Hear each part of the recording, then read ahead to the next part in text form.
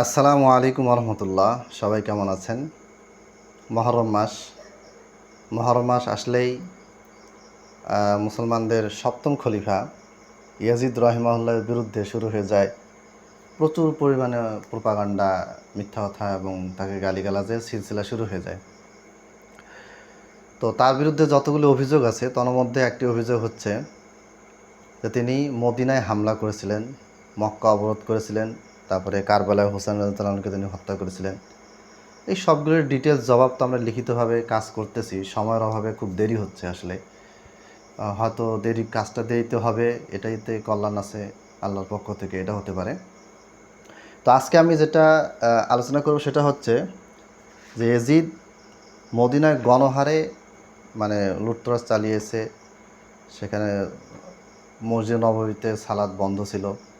বিভিন্ন রকমের অভিযোগের রেওয়ায়েতগুলি আমরা দেখব। যেই রেওয়ায়েতগুলিতে ইয়াজিদের বিরুদ্ধে বলা আছে ওই রেওয়ায়েতগুলি নিয়ে আমরা আলোচনা করব ধারাবাহিকভাবে কয়েকটি ভিডিওতে। প্রথমে বলে রাখি যে আপনি যদি শুধু কিতাব পড়েন, রেওয়ায়েত দেখেন এবং রেওয়ায়েতের কথাগুলো যে বিশ্বাস করেন, ইতিহাস পড়লেন, বিশ্বাস করলেন, তাহলে আপনাকে কিন্তু বড় বড় সাহাবীদের বিরুদ্ধে যেতে হবে। ইতিহাসে বলা আছে, তারিখে তাবারিতে আছে, তারিখে খলিফা বিন খাইয়াতে আছে, তবাকাত ইবনে সাদে, বিভিন্ন জায়গায় আছে যে সাহাবীরা একত্র হয়ে ওসমান রাদিয়াল্লাহু তাআলা আনহুকে অবরোধ করে তাকে হত্যা করলেন। নাউজুবিল্লাহ। সাহাবীরা আবার স্পেসিফিকভাবে চারজন সাহাবীর নাম বলা আছে, আয়েশা, আলী, তালহা, জুবাইর, চারজন রাদিয়াল্লাহু তাআলা আনহু আজমাইন। এই চারজন মিলে ওসমানকে হত্যা করেছেন। নাউজুবিল্লাহ। এগুলি ইতিহাসে কিতাবে আছে। আপনি ইয়াজিদের বিরুদ্ধে যতই অভিযোগ আনেন, তার চেয়ে বড় অভিযোগ ইতিহাসের মাধ্যমে আলীর বিরুদ্ধে আনা যাবে। আপনি ইয়াজিদের বিরুদ্ধে যত অভিযোগ নিয়ে আসেন, সবগুলি রওয়ায়াত জমা করেন ইয়াজিদের বিরুদ্ধে, আর আমি আলীর বিরুদ্ধে সব রেওয়ায়াত জমা করব, দেখবেন যে আলীর বিরুদ্ধে অভিযোগের পাল্লা ভারী হচ্ছে। তাহলে কি আলীকে খারাপ বলবেন বা অন্যান্য সাহাবীকে খারাপ বলবেন? না, রেওয়ায়াত বর্ণনা এগুলি এসেছে, শিয়ারা বানিয়েছে, ইসলাম বিদ্বেষীরা বানিয়েছে, ইহুদি মুনাফিকরা তারা বানিয়েছে। এখন আমাদের কাজকে আমাদেরকে সনদ মতন ঘেটে বের করতে হবে যে কোনটা সঠিক কোনটা বেঠিক। আপনার মন চাইলে আপনি গণহারে সব বলে যাচ্ছেন। 1 নম্বর পয়েন্ট। 2 নম্বর পয়েন্ট হচ্ছে যে মদিনাতে যে হামলাটা হয়েছিল, সব মূল কথায় আসি। মদিনায় একদল মানুষকে উত্তেজিত করা হয়েছিল, যেমনটা করা হয়েছিল ওসমান রাদিয়াল্লাহু তাআলা আনহুর সময়। এই উত্তেজিত ব্যক্তিরা তারা ওসমান রাদিয়াল্লাহু তাআলা আনহুকে শহীদ করে দেন। যাদের মাধ্যমে ওমর রাদিয়াল্লাহু তাআলা আনহুকে হত্যা করা হয়েছিল, যাদের মাধ্যমে ওসমান রাদিয়াল্লাহু তাআলা আনহুকে শহীদ করা হয়েছিল, ওমরকে শহীদ করা হয়েছিল, যাদের ইন্ধনে আলী রাদিয়াল্লাহু তাআলা আনহুকে ইরাকে নিয়ে গিয়ে তাকে হত্যা করা হয়, যাদের ইন্ধনে যারা সরাসরি হাসানকে বিষ পান করে হত্যা করে, যারা জঙ্গে জামাল, জঙ্গে সিফিন, বিভিন্ন যুদ্ধ লাগিয়ে দিয়ে মুসলমানদের অপূরণীয় ক্ষতি করেছিল, একজন সাহাবীর হাতে আরেকজন সাহাবীকে হত্যা করেছিল, তারাই কিন্তু পরবর্তীতে হোসাইনকে ডেকে নিয়ে এসে হত্যা করে। আর প্রত্যেকটা ক্ষেত্রে তারা দোষ চাপিয়ে দিয়েছে মুসলমানদের উপরেই, সাহাবীদের উপরে দোষ চাপিয়ে দিয়েছে। ওসমান তাআলা আনহুকে তারা হত্যা করেছে, দোষ চাপিয়ে দিয়েছে সাহাবীদের উপরে। আলী রাদিয়াল্লাহু তাআলা আনহুকে তারা হত্যা করেছে, দোষ চাপিয়ে দিয়েছে সাহাবীদের উপরে, অন্য সাহাবীদের উপরে। সাহাবীদের ভিতরে পরস্পর যুদ্ধ লাগিয়ে দিয়েছে। কিছু সাহাবীর পক্ষে তারা বলেছে, কিছু সাহাবীর বিপক্ষে তারা মুসলিম উম্মাহকে খেপিয়ে দিয়েছে। তো এটা হচ্ছে তাদের কাজ। এটা একটা পলিটিক্স, এটা চলে আসতেছে। বাংলাদেশের মিডিয়া দেখবেন যে ওগুলোই চলতেছে, গোটা পৃথিবীতে এটাই হচ্ছে। এখন মদিনায় কেন, সেই সময় সিরিয়া ছিল মুসলমানদের খলিফা রাজধানী।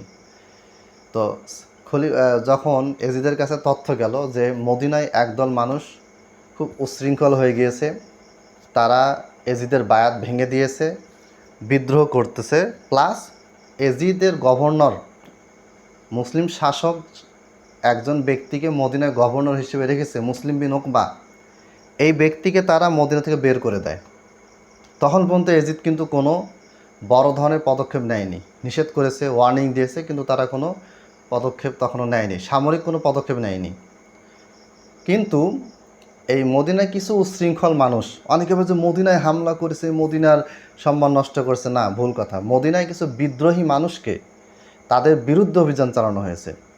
আমি এগুলি সব লিখিত আকারে কাজ করতেছি, প্রায় 800-900 পেজের বই হবে। বইটা আপনাদের কাছে গেলে এই কথাগুলি সেখানে ডিটেলস জবাব পাবেন দলিল সহ। ভিডিওতে জাস্ট ধারণা দিচ্ছি কেন এই অভিযানটা চালানো হয়েছে, এটা কেউ বলে না। অভিযান চালিয়েছে, মানুষ মেরেছে, এটা বলা হচ্ছে। কিছু মানুষ মারা গেছে, অবশ্যই সত্য কথা। তো যখন একজন মুসলিম শাসকের বিরুদ্ধে এই কিছু মানুষ বিদ্রোহ শুরু করলো, ওই সময় যারা সাহাবী বেঁচে ছিলেন তারা কিন্তু এর বিরোধিতা করছে, তারা কিন্তু এজিদের পক্ষে বলেছে এবং বায়াত ভাঙার বিরুদ্ধে বলেছে। যারা বায়াত ভেঙেছে তাদের বিরুদ্ধে কিন্তু সাহাবীদের অবস্থান ছিল। আব্দুল্লাহ বিন ওমর বলেন, আবু হুরায়রা, আনাস রাদিয়াল্লাহু তাআলা আনহু আজমাইন, যে কজন সাহাবী ছিলেন তারা কিন্তু, যাদের রিওয়ায়াত পাওয়া যায়, তারা সবাই এজিদের বায়াত না ভাঙ্গার জন্য বলেছিলেন, কঠোরভাবে ফতোয়া দিয়েছিলেন। এখন এই এজিদের বায়াত ভাঙলো, ভালো কথা। যখন ভেঙে দিয়েছে কিছু বলা হয়নি। এজিদের বিরুদ্ধে এরা কেন বায়াত ভাঙলো? এদেরকে শোনানো হয়েছে যে এজিদ হচ্ছে মদ পানকারী, এজিদ সালাত পরিত্যাগ করে, তার ভিতরে মেয়ে মানুষ নিয়ে আজে বাজে কাজ করার স্বভাব আছে। এই রেওয়ায়তগুলি প্রত্যেকটা বর্ণায় দেখবেন যে শিয়া রাফেজি রাবি বসে আছে। লুত বিন ইয়াহিয়া আবু মেখনাব কট্টর, মানে কুত্তা কুকুরের চাইতে নিকৃষ্ট, শুয়োরের চাইতে জঘন্য এই রাবি মুয়াবিয়া রাদিয়াল্লাহু তাআলার বিরুদ্ধে এরকম কুৎসা রটিয়েছে, অন্যান্য সাহাবীদের বিরুদ্ধেও রটিয়েছে, এজিদের বিরুদ্ধেও রটিয়েছে। এই ধরনের রেওয়ায়ত যখন বলা হলো, পেশ করা হলো যে অমুক ব্যক্তি সিরিয়ায় গিয়ে দেখলো এজিদের ভিতরে এই এই খারাপ গুণ, সে নামাজ পড়ে না, সে সালাত পরিত্যাগ করে, সে মদ পান করে, সে গান বাজনা আসর করে, এই সমস্ত বর্ণনাগুলি যখন পেশ করা হলো, এই বর্ণনাগুলি পেশ করার পরে মদিনার একদল মানুষ খেপে গেল, একদল মানুষ উস্কিয়ে দিল, আর আরেক দল মানুষ তাদের ওই উস্কানিতে পা দিল। সোজা কথা, যেভাবে ওসমানের বিরুদ্ধে মদিনাবাসীকে খেপানো হয়েছিল, এমনকি আবু বকর রাদিয়াল্লাহু তাআলার প্রথম ছেলে মুহাম্মদ, তিনি তাবে ছিলেন, সাহাবী ছিলেন না, তাকে প্রযুক্ত ওসমানকে হত্যা করার জন্য উস্কিয়ে দেওয়া হয়েছিল। এমনকি মুহাম্মদ ওসমান রাদিয়াল্লাহু তাআলাকে হত্যা করার জন্য এগিয়েও গিয়েছিলেন। পরে ওসমান রাদিয়াল্লাহু আনহু তাকে কিছু কথা বলেন, বলার পরে এই মুহাম্মদ লজ্জিত হয়ে তওবা করে ফিরে আসেন। তো এখনও দেখবেন যে খারিজি কোয়ালিটি কিছু ছেলেপেলে আছে, মানে এদের মাথা খুব গরম। কিছু হলে সরকারকে, মানে সরকারকে মেরে ফেললে, হত্যা করতে পারলেই সব প্রবলেম সলভ। এই জিনিসটা ওইখান থেকেই শুরু হয়েছে, আগে থেকে। এটা এখনও আছে, ভবিষ্যতেও থাকবে, এবং এই জিনিসটা তখন থেকে ছিল। তো এই কিছু মানুষ এই সমস্ত বর্ণনা শুনে উত্তেজিত হয়ে গেল, আর মিথ্যুক ভণ্ডরা এই সমস্ত বর্ণনাগুলি বেশি বেশি করতে লাগলো। পরে এরা বায়াত ভেঙে দিল এবং এজিদের বিরুদ্ধে তারা কী করলো, আন্দোলন, প্রকাশ্যে আন্দোলন শুরু করলো। এজিদের যে গভর্নর ছিল তাকে বের করে দিল মদিনা থেকে। এবং শুধু তাই না, বনু উমাইয়া, এজিদ যেই বংশের বনু উমাইয়া, এই বনু উমাইয়ার একজন সাহাবী ছিলেন সুফিয়ান, আবু সুফিয়ানের ছেলে হচ্ছে মুয়াবিয়া, তার ছেলে হচ্ছে এজিদ। ওসমান রাদিয়াল্লাহু আনহু বনু উমাইয়ার বংশের ছিলেন। বনু উমাইয়া ছিল মক্কা মদিনা সহ আরবের সবচেয়ে নেতৃত্বশীল, সবচেয়ে শক্তিশালী রাজনৈতিক একটা বংশ। রাজনৈতিক যত নেতা, তার বেশিরভাগই বনু উমাইয়া থেকে এসেছে। এবং আবু সুফিয়ান কিন্তু মক্কার কাফেরদের নেতা ছিল এক সময়। এবং যখন নবী সাল্লাল্লাহু আলাইহি ওয়াসাল্লাম মক্কা বিজয় করলেন, তখন কিন্তু তিনি ঘোষণা করছেন যে আবু সুফিয়ানের ঘরে যে কী করবে, আবু সুফিয়ানের ঘরে যে আশ্রয় নেবে সে কিন্তু কীভাবে ছাড় পেয়ে যাবে। আবার ওসমান রাদিয়াল্লাহু আনহুর ব্যাপারে রাসূল কী করেছেন, তার দুইটা মেয়েকে তার সাথে বিয়ে দিয়েছিলেন। তবে মুয়াবিয়াকে তিনি কাতেবে ওহী, লেখকদের প্রধান করেছিলেন। মানে বনু উমাইয়ার প্রতি নবী সাল্লাল্লাহু আলাইহি ওয়াসাল্লামের ভালোবাসা অনেক ছিল।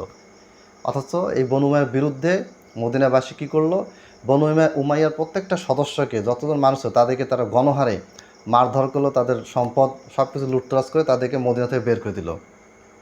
এই যে প্রেক্ষাপট, যখন এই বিষয়টা অনেক কোনোভাবে কন্ট্রোল করা যাচ্ছিল না, তখন শাম বাহিনী, সিরিয়া থেকে, শাম মানে সিরিয়া, সেখান থেকে এজিদ কী করলো, বাহিনী প্রেরণ করলো।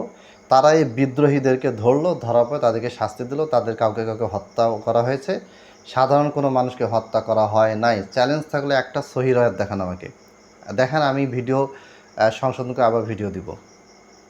যারা বিদ্রোহী তাদেরকে ধরা হয়েছে, এবং এই বিদ্রোহীদের ভিতরে কোনো মানুষ যে ভুলক্রমে যে পড়ে যেত, যে ভালো মানুষ কিন্তু বিদ্রোহে পড়ে গেছে, তাকে মাফ করে দেওয়ার জন্য এই যে চিঠি লিখেছিল। আমি কথা লম্বা হয়ে যাচ্ছে, সংক্ষেপে আসি। যে কয়টা বর্ণনায় আর কি এই ঘটনা বলা হয়েছে, এটাকে ওয়াকিয়া হাররা বলা হয় আর কি। এই হাররা যে ঘটনাটা, এই ঘটনাগুলিতে কী করা হচ্ছে, এই ঘটনাগুলিতে বলা হচ্ছে যে মানে এজিদের ব্যাপারে যে মানে এই বিষয়গুলি বলা হয়েছে। এখন কিছু রেওয়ায়ত আছে। একটা রেওয়ায়তে আল্লাহ নবী সাল্লাল্লাহু আলাইহি ওয়াসাল্লাম বলেছেন যে ইউকতালু বিহাদিল হাররা খিয়ারু উম্মতি বাদা আসহাবি, আমার সাহাবীদের পরে উম্মতের ভালো ভালো মানুষগুলোকে এই হাররার ঘটনায় কী করা হবে, হত্যা করা হবে। সহি রওয়ায়াত, অনেকে বলছেন এই রওয়ায়াতটা আছে আল বিদা নিহাতে আছে, আল মারিফাতু ওয়াত তারিখ কিতাবে আছে, বিভিন্ন কিতাবে আছে। কিন্তু এই রেওয়ায়াত যে বর্ণনা করেছেন একজন রাবি, তার নাম হচ্ছে আইয়ুব বিন বাশির। আইয়ুব বিন বাশির আল মাআফি, তিনি সাহাবী নন, তিনি একজন তাবেঈ ছিলেন। তিনি ডাইরেক্ট নবী সাল্লাল্লাহু আলাইহি ওয়াসাল্লাম থেকে এই ঘটনাটা বর্ণনা করতেছেন।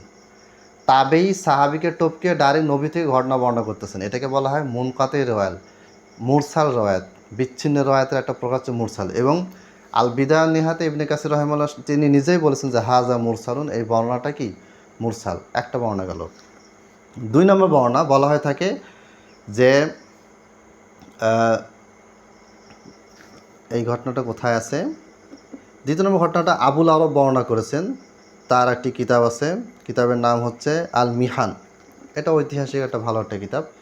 সেখানে বলা হয়েছে যে আন আব্দুল মালিক ইবনে জাফরিন ক্বালা সাআলতু জুহরিয়া, তাবেঈ জুহরি রাহিমাহুল্লাহ, তাকে আমি জিজ্ঞেস করলাম। রাবি বলতেছেন আব্দুল মালিক বিন জাফর, তিনি বলতেছেন যে আমি জুহরিকে জিজ্ঞেস করলাম কাম বালাগল কতলু ইয়াউমাল হাররা, হাররার যুদ্ধের দিনে কতগুলি মানুষকে হত্যা করা হয়েছে, তাদের সংখ্যা কত পর্যন্ত পৌঁছেছিল। ক্বালা আম্মা মিন কুরাইশিন ওয়াল আনসার অমুহা কি হাসাব মিয়া, মানে এখানে লম্বা বর্ণনা, মানে 700 মানুষ মারা গেছে। আর ওয়াসাইরু যালিকা আশত আলাফ ওয়াউসিবা বিহা নিসা ওয়াসিবিয়ান বিল কতল, মানে এখানে 700 মানুষ শুধু আনসার সাহাবি এবং মুহাজির সাহাবিদের ভিতর থেকে 700 জন মানুষকে মারা হয়েছে, সাহাবিদেরকে 700 জন সাহাবিকে মারা হয়েছে।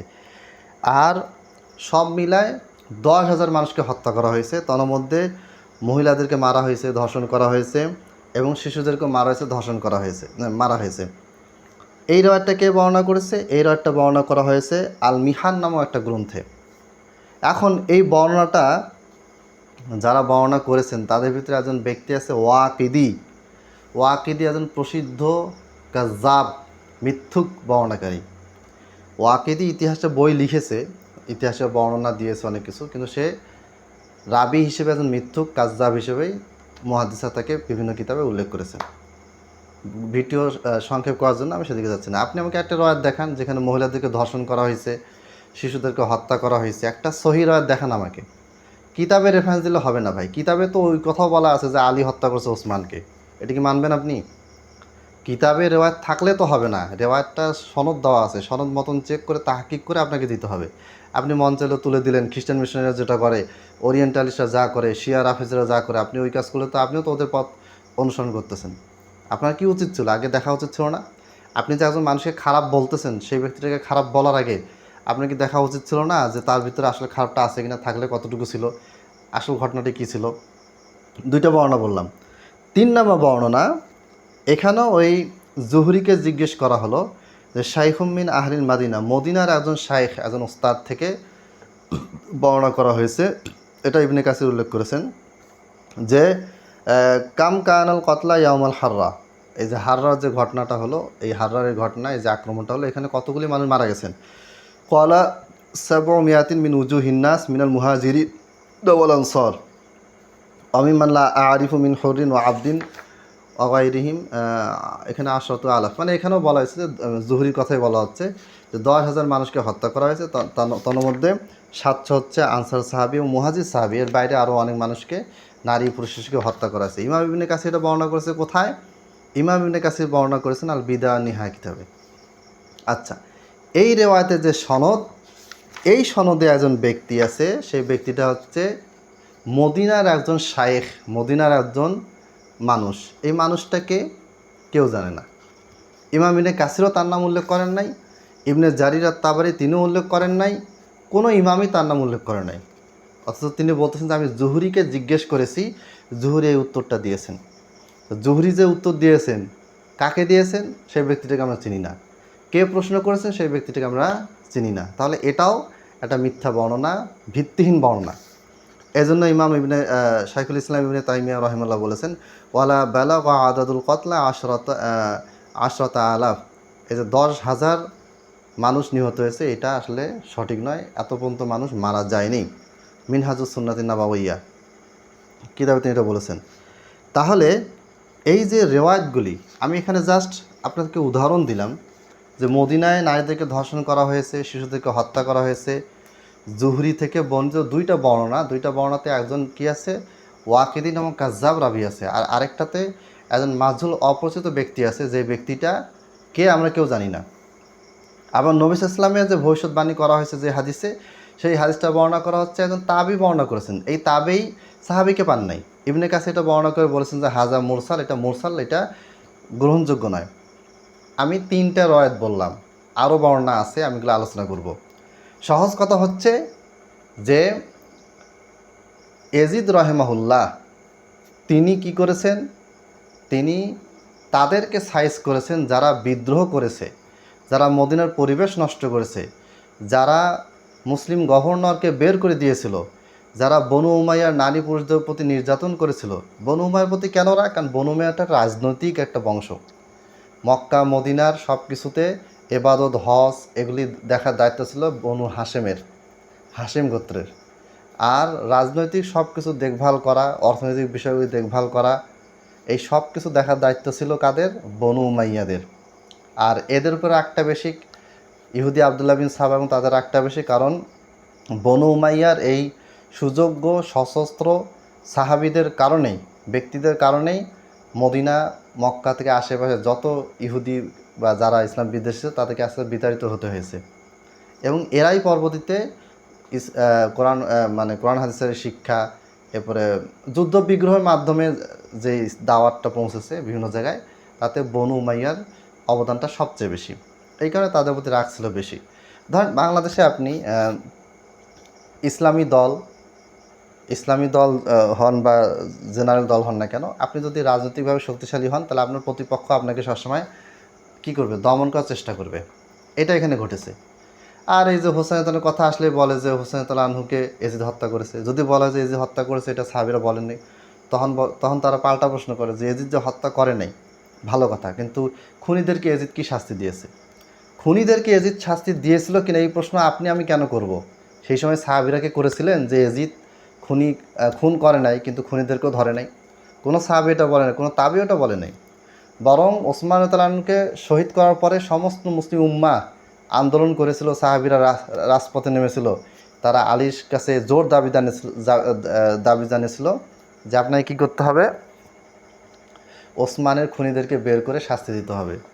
কিন্তু একজন সাহাবীও কি এই কথা বলেছিল? একজন তাবিও কি এই কথা বলেছিলেন যে ইয়াজিদ তুমি এই যারা খুন করেছে তাদেরকে ধরে শাস্তি দাও?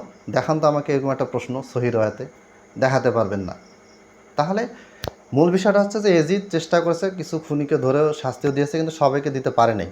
আর আপনি শেখ হাসিনাকে নিয়ে এসে শাস্তি দেন, পারতেছেন না কেন? কারণটা কি? কারণ আন্তর্জাতিক চক্র তার সাথে আছে, বড় শক্তিশালী চক্র তার সাথে আছে। ভারত তাকে শেল্টার দিচ্ছে। সেই সময় এরকম বড় বড় চক্র, রাজনৈতিক চক্র, সুপার পাওয়ারগুলি মুসলমানের বিরুদ্ধে তারা ছিল, তাদের শক্তি অনেক ছিল, তাদের সাথে খলিফারা পারে নাই। মুআবিয়া রাদিয়াল্লাহু আনহু তিনি যেইভাবে সব কিছু সামলাতে পেরেছেন, এটা ওসমান রাদিয়াল্লাহু আনহুও পারেন নাই, আলী রাদিয়াল্লাহু আনহুও পারেন নাই। রাজনৈতিক কথা বলতেছি, রাজনৈতিক দূরদর্শিত কথা বলতেছি, ফজিলত না। ফজিলত তো ওসমান আলীর চেয়ে বড়, আলী মুআবিয়ার চেয়ে বড়, কোনো সন্দেহ নেই।